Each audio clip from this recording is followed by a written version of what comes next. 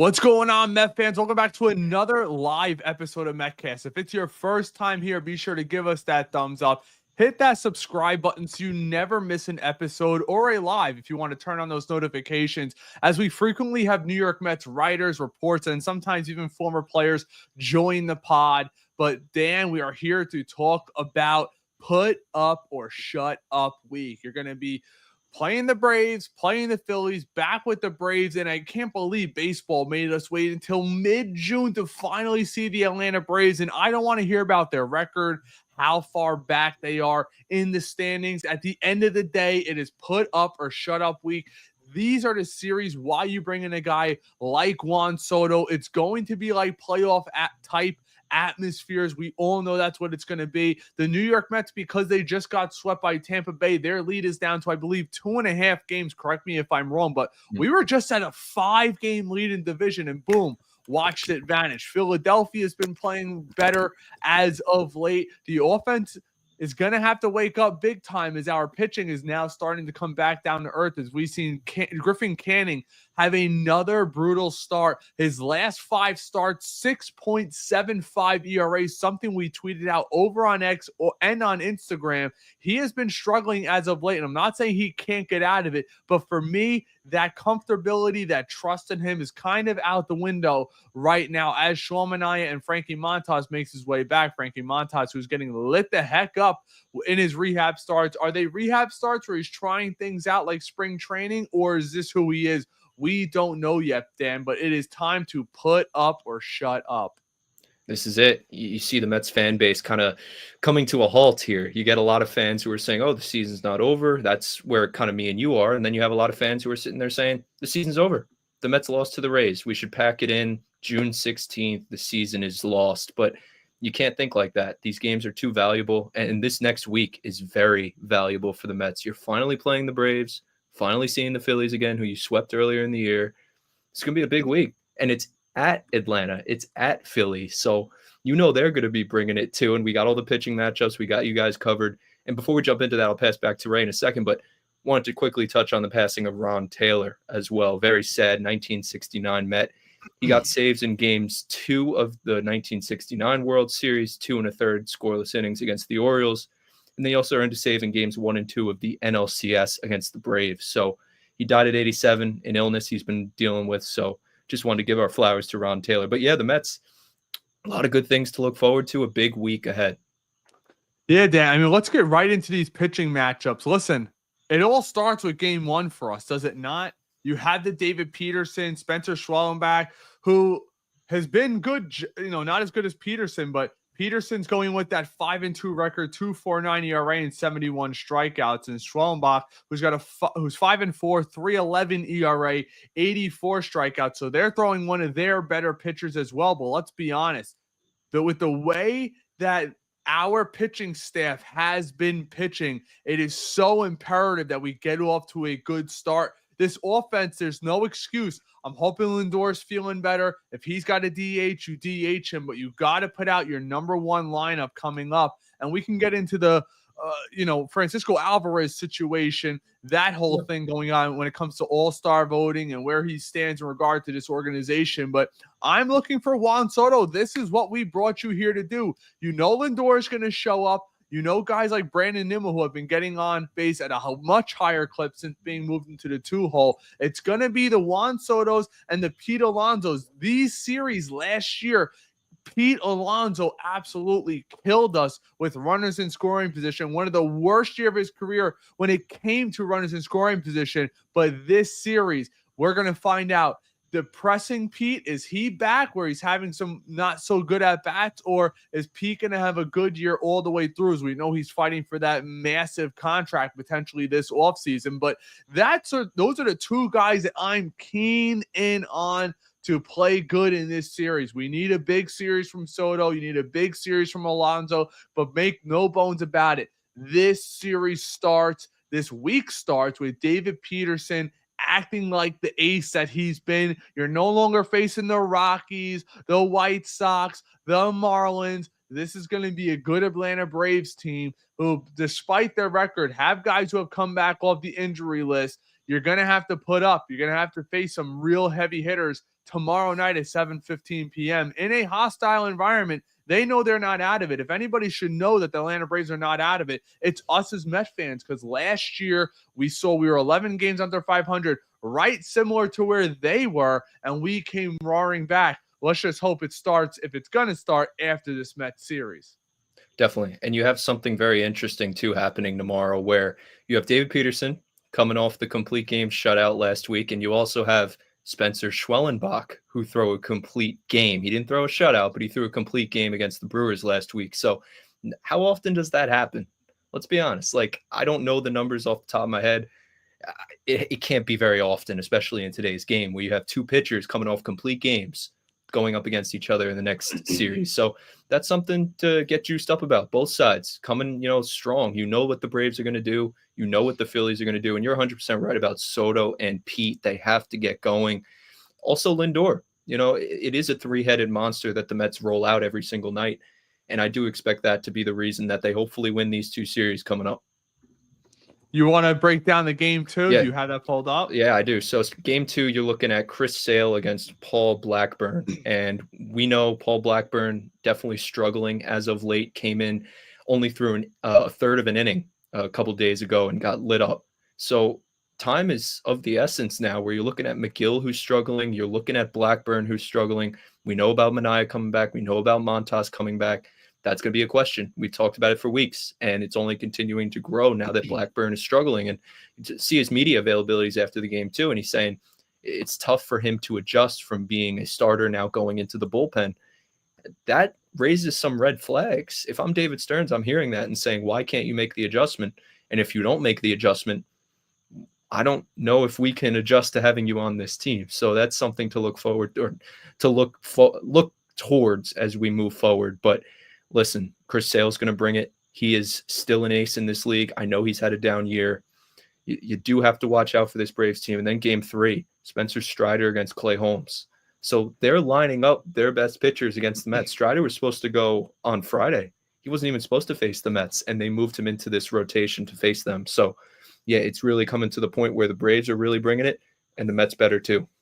Yeah, and that's why I'm saying the game with David Peterson tomorrow is so important, because what are the odds you're going to beat Chris Sale and Spencer Strider, who struck out the world during his last at bat? One little nugget that I've been breaking down over the last couple days: in the month of June, you're talking 14 games. So not a crazy sample size, but a decent sample size. Here are Juan Soto's numbers. 319 batting average. Check this. 508 on base percentage with a 1146 OPS. It's all fine and dandy considering you played 3 against Washington, 3 against Colorado, 4 against LA, and another one against Colorado. Now you're going to be facing the big boys. And one thing, it'll be interesting to see, teams have been struggling to throw strikes, in my opinion. And you have guys like Chris Sale and Strider who are going to fill up the strike zone.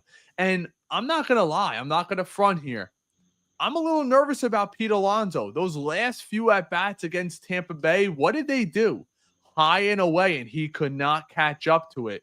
You're facing some hard throwers during this series. Strider will get it up there, and you know they're going to be targeting that against Pete. When Pete is right, he goes to right center field, and he needs to get back to doing that. Another bat that we might see in this series more often than not, especially facing a guy like Chris Sale, is probably Ronnie Mauricio. I don't know how many at-bats that Brett Beatty's going to be getting this series, but against the hard throwers, I could see Ronnie Mauricio being out there, that right-hander who's obviously a switch hitter, but the Brett Beatty's, and I still think a lot of Met fans were commenting over on X. Well, Ray, how often are we going to be seeing Acuna in these series? I'm not thinking too much.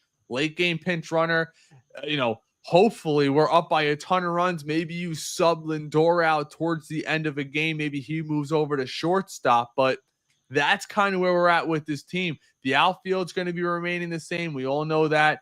First through third is going to be the same. And then we get to the catching position, whether you're talking about a Francisco Alvarez or a Luis Torrens, who, in my opinion, let's not forget here, Pat Ragazzo, a little over a month ago on this very platform, who writes for Sports Illustrated, told us, Dan, I said, what's your biggest surprise? He said, I think when Alvarez comes back, Torrens is going to end up becoming the number one catcher for this team. And I think it's time. It's got to be time.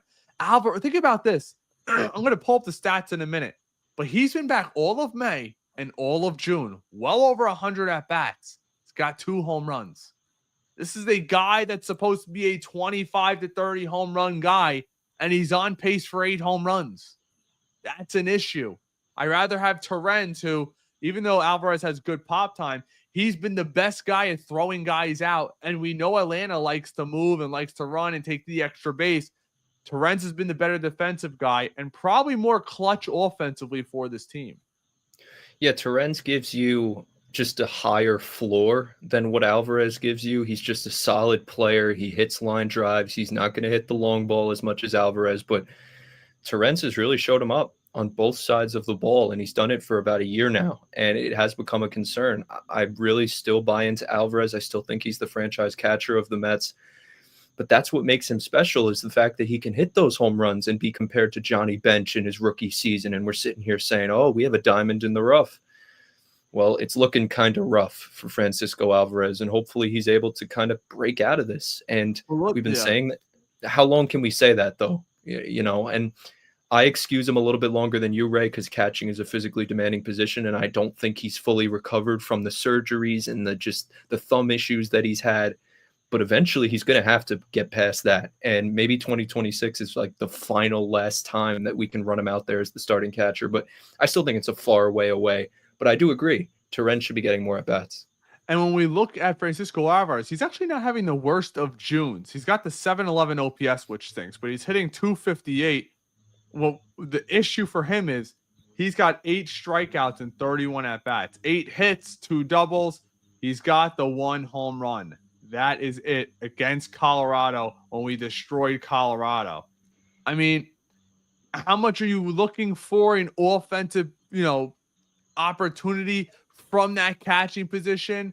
Most teams aren't, but when you're looking up and down the Mets lineup, we've been screaming about this for how long? And hopefully Jeff McNeil is going to be the guy, but we need that 5th starter.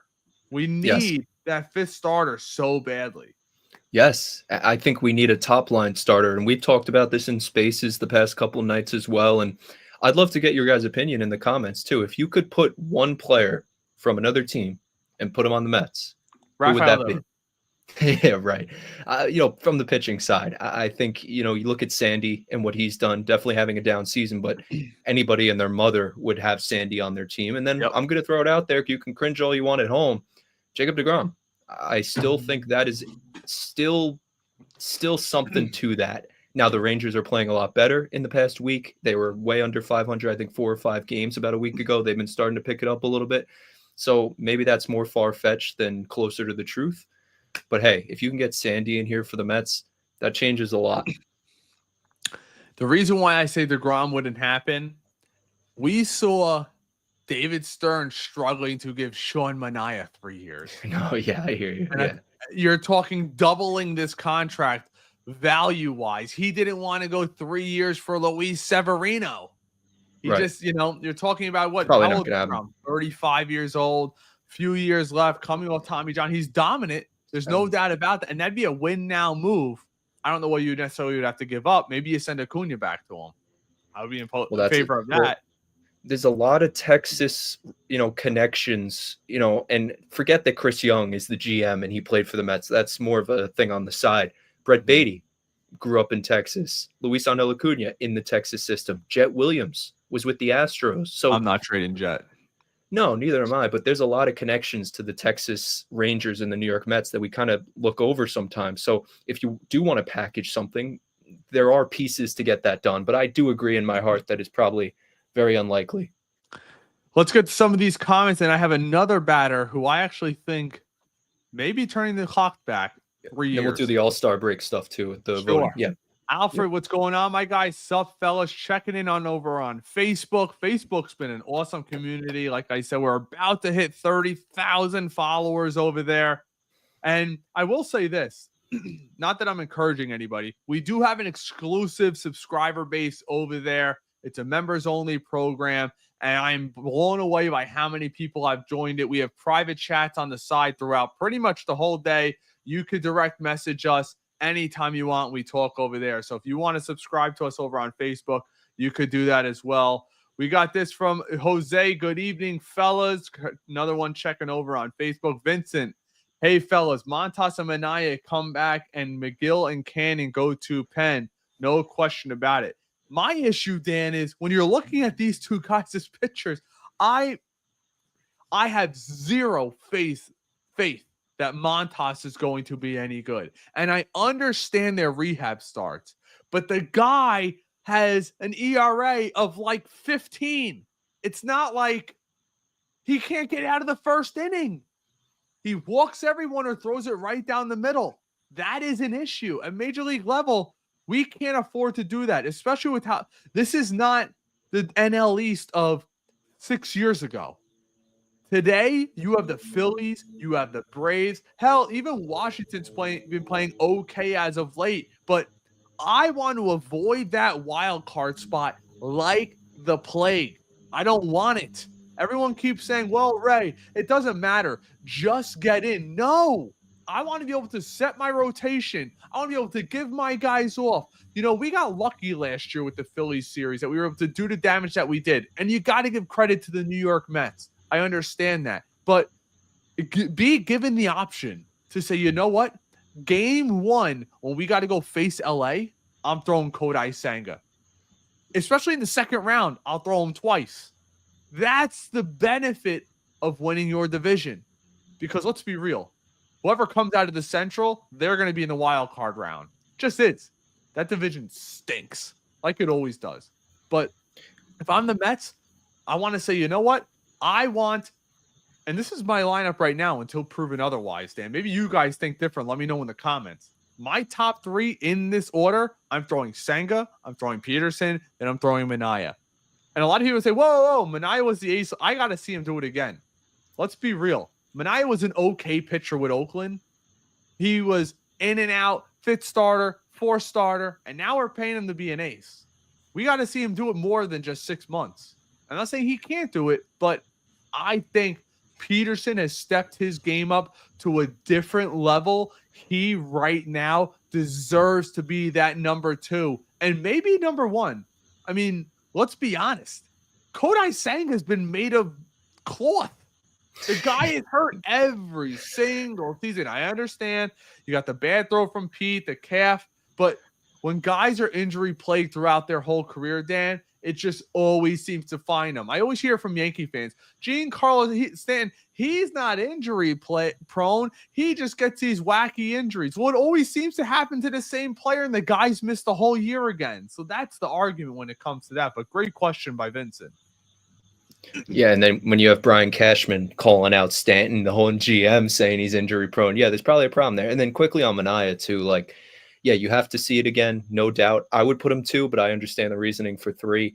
He was coming out of the bullpen with the Giants too. Like, it was really a long time coming to see Minaya get to where he was, have arguably the greatest season of his career last year. And, you know, he cut the hair opposite of Samson. He kind of gains the power back, and it was weird to see. And I think he still has that. I'm really high on Minaya. I'd even say he's the ace of this staff, but that still remains to be seen. Yeah. I mean, you know, we got to, we still have a lot of baseball to go, but I don't want to start to see us free fall against division rivals because Atlanta lined up for us. Alfred says, I like Taylor in the outfield too. Man, could he go? In a trade? Potentially. And I'm not going to let him hold up a trade, even though how much he's done for us. At the end of the day, he's almost a 0 with the bat. And I understand that in center field, some teams have that. I'd rather him over Jose Siri at this point.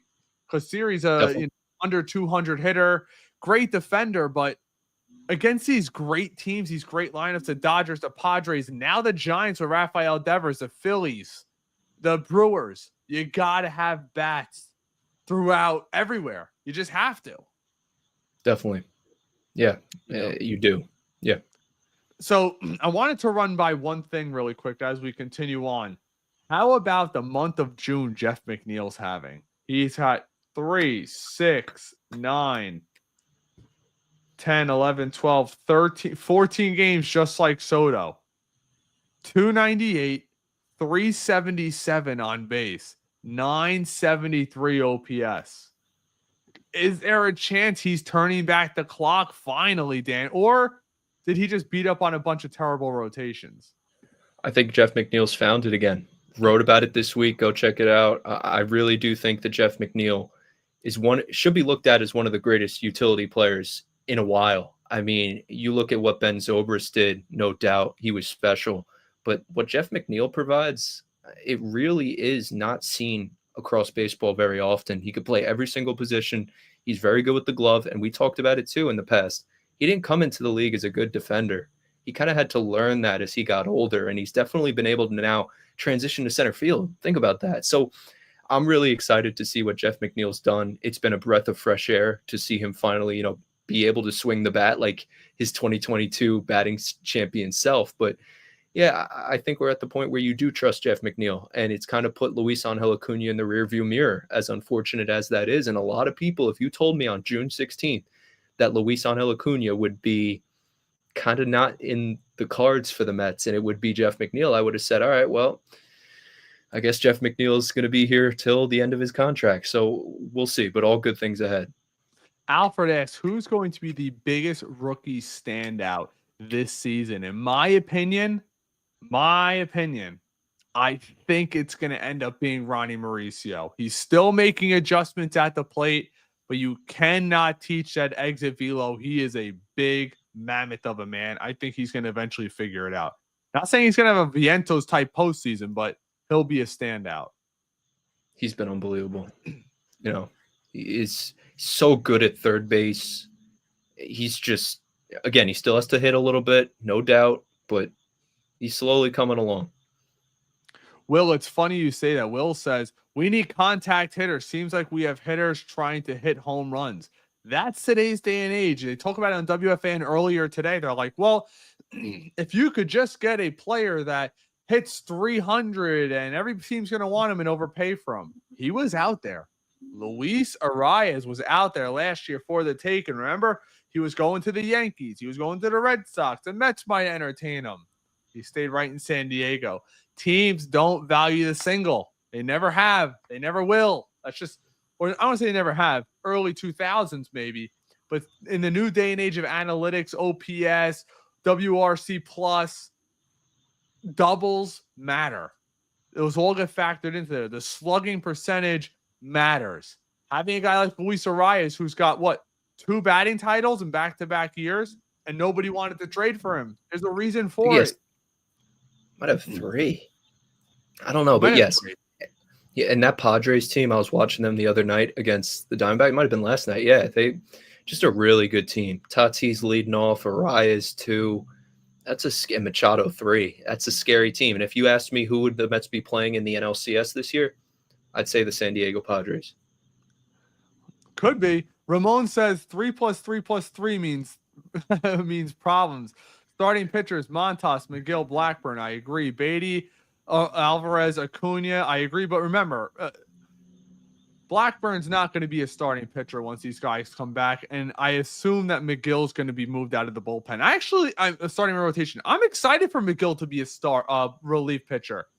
Maybe his genes factor in. Everybody knows Trevor McGill throws 101 plus down there with the Brewers. He was very effective last year. I don't know how he's doing this year, but maybe you tell McGill, hey, you're going to air it out for 1 inning. So go throw 100 miles an hour, which we know he can. You have Kranick, Stanek. Kranick's been pretty good. Stanek, he's been terrible. Just terrible. It just is what it is, Dan. I mean, what else are you going to say in regard to that? I think the Mets are going to be in the market for a relief pitcher. Everyone keeps saying, they need a high leverage lefty.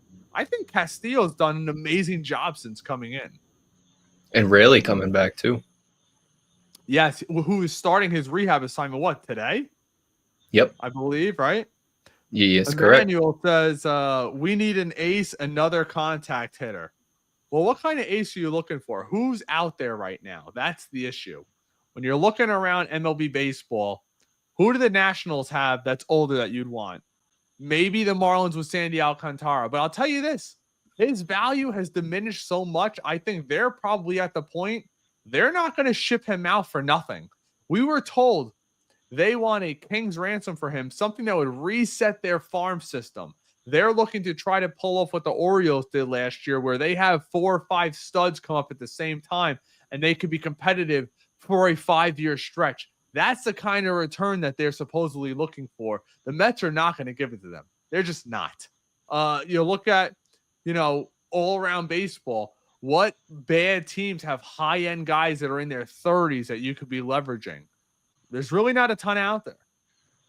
No, not many. And I was wrong. It's tomorrow for Rayleigh to start his rehab assignment. Okay. But yeah, it's not many pitchers out there, high leverage guys that people think, oh, they just grow on trees. They really don't. They really don't. Joseph over on Instagram says, I hope we're turning it around. We lost 1 series.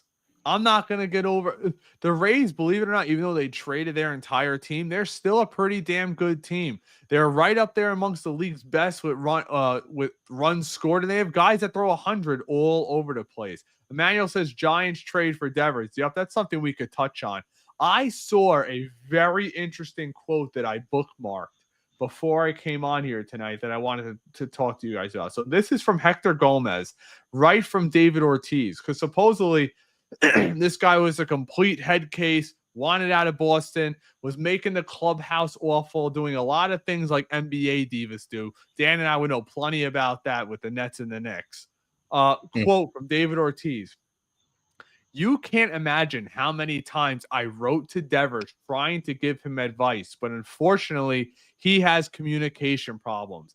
He almost never returned my messages, but I don't blame him. He's a good guy, but he definitely needs to improve his communication. He should find an advisor to help him with that. When the king of Boston sports is coming out and saying that, there were more significant issues than the front office and that fan base let on. Yeah, and he went to the front office and said, I don't feel valued here. Can you please trade me if possible? And, they did. They did right by him. And I have to give some credit to the Red Sox here, but at the end of the day, that's not a good return. Jordan Hicks, we talked about it last night, they're really hoping that he returns to form. And I really feel bad for Red Sox fans. They're going through it. Devers has been there since 2013. It's tough, but those are the kind of business decisions, salary dumps that you have to do sometimes. And who knows, maybe they'll swing another free agent very soon because they got rid of Devers. I think that's probably in their plan. Jung Ho says, love you guys. Appreciate you. He says, trade for Donovan. From the Cardinals, I'm assuming. I'm pretty sure he's having a really good year, around 820 OPS. But another second baseman, 821 OPS. Yup. Not a ton of home runs. He's got 3 steals. He's hitting 313 with a 381 on base percentage. Would be a solid leadoff guy, but let's be honest. McNeil, Acuna, Mauricio, Beatty. Those are 4 guys who are all playing second base and some are playing third base. I don't see it happening. He is 28 years old. I don't know what his contract will look like, but he might be a guy that could be on the move. Let's see what we got here. They're not going to trade him. They have 2 more full years of control, and he's only making $2.8 million this year. So they'd probably want an absolute haul for a guy like that. But Dan, you want to get to the All-Star voting as our last topic tonight? Let's do that. So, funny, we'll talk about the Devers thing. I just found this funny. We talked about it before. So Devers gets traded to the Giants, and he's second in designated hitter votes. So they took all the designated hitter votes from the Red Sox and gave them to the Giants. I guess it makes sense, but I don't know. It's just something about that feels a little weird, but you can't out a guy. Now he's going to definitely be a starter. He's a lock to be a starter. So I want to go through just the Mets, but Ohtani obviously leading the designated hitters in front of Devers. But there are 3 Mets that will be all-stars, and they're not going to be starters, unfortunately. You have Freddie Freeman, who's beating out Pete Alonso right now. He has 1.1 million votes to Pete Alonso's 895,000. So keep voting for Pete. Maybe we'll get him to be the starter this year. And then you have Francisco Lindor, who will be the starter. I take that back. There will be one. He has 1 million votes to Mookie Betts' 600,000 votes, so that's good. And then you have Soto, who's on the outside looking in. He's 4th right now in the National League in voting, 625,000. Outside looking in to be a starter, Teoscar Hernandez beating him out, 685,000. So you'll have 3 Mets, hopefully in the All-Star game, which is definitely deserving to those 3. We'll see about the pitchers. That's always up in the air. Obviously, Senga won't be, but maybe a David Peterson, maybe a Reed, maybe a Brazoban, not Reed Garrett anymore, but Brazoban should definitely get some votes. So we'll see what happens there. And again, it's a popularity contest with Soto. Ray and I both know here at Metcast we're not idiots. Soto is not an all-star this year statistically, but we also know that it's as a of right popularity now. contest. I mean, we could be talking in 2 more weeks, and that could be completely different. Sure, but in general, it's a popularity contest, and that's why Soto's there. But hey, 3 Mets all-stars. That's not bad. I'll give this to Leo. Leo has a really good player that I think the Mets I would absolutely pursue. How about Suarez in Arizona? He's 32, 33. I know he's in the last year, that 7-year deal, not making a ton of money. It was an opt-in for this year. His OPS, 834. He's hitting 233, but has 21 home runs. 307 on base, which means he's striking out a ton, but those 21 home runs, third base, righty, 33 years old. If Brett Beatty, Mauricio, or Vientos do not differentiate themselves, and let's be honest, they have 6 weeks. That's a lot of time. If they don't differentiate themselves, maybe that's a player the Mets pursue. That kind of player would be the perfect number 5 hitter on this team, because if you walk Pete Alonso, give him crap pitches, and he gets on Suarez, who's on pace to have a 40 home run season, he could play third base, and worst comes to worst, you jam up the DH position with Mark Vientos for the rest of this year. Maybe he plays DH and he's now your 6 hitter, followed by McNeil, your 7 hitter. Your lineup just got so much more deep. So, Leo, I do like that idea. I would give up. I don't think it would cost you an absolute ton. I don't think it's going to cost you a top 100 prospect. By the way, shout out our boy who we were on since they drafted him 2 years ago in the 3rd round, Nolan McLean, officially in MLB Pipeline's top 100 as of today. So you got him, Jet Williams, Brandon Sproat, and you have guys right on the cusp. Some people already have Jonah Tung as a top 100. The New York Mets, depending on where you go, Baseball Ameritas, MLB.com, MLB Pipeline, the Mets have anywhere between 4 and 5 top 100 prospects in their system. They rank 10th to 13th, depending on who you looked at coming into the year. Some of the people that I've been talking to, they say probably right around 8 right now. It's just getting better. And I want to give a special shout out too. He'll never see this, but I got to bring it up. Shout out to the $5 million man himself, the 17-year-old out of Dominican Republic. Ilian Pena hits his first pro home run today, and it was an absolute tank. If you guys want to check that out, we posted it over on X, over at MetcastPod, if depending on the platform you're following us on. I believe we posted it on our Facebook too in Reels. If you click on our profile, go check out the reel. It is an absolute tank of a moonshot. This kid has special written all over him, and he will improve the New York Mets farm system, as, let's be honest, multiple Baseball Ameritas and MLB Pipeline already have him as a top 10 prospect in this system at 17 years old. The future looks bright. Shout out Patrick Bet-David. Yeah, well, he's a guy who can debut at 21 years old, which is very special. You don't get that very often, and maybe as early as 1920 with the way he's hitting. And funny enough, we talk about Devers. That's what Pena projects to be long term. They project him to be a player similar to Devers who could play the hot corner. He's not going to be the greatest defender in the world, but hopefully he improves over time. That's a very good comp. So, yeah, and also to address the third base situation, I love the Donovan pick. I love the Suarez picks. Like, these are all guys that get everything going. But pertaining to third base, Ryan McMahon would be an option. I know the Yankees have been targeting him for years. And also Isaac Paredes. I think there's a lot of, value with all those guys. Third base is an issue for the Mets, and you said it perfectly. If someone doesn't differentiate themselves in the next 6 weeks, you might have to add a third. Months to do it. That's all I got to say, because they've been doing. How long have we been doing this, Dan? We've literally been doing this since week 1. I understand Mark Viento's coming back off injury. He got off to a slow start, but Beatty's been given every chance. Mauricio lately has been given every chance since the beginning of June. So they're going to have all of June, all of July. And if it's not working out, not saying they can't be your future third baseman, Mauricio or Mark Vientos, but I also got to be honest. It's almost like you can't have a butcher at third base.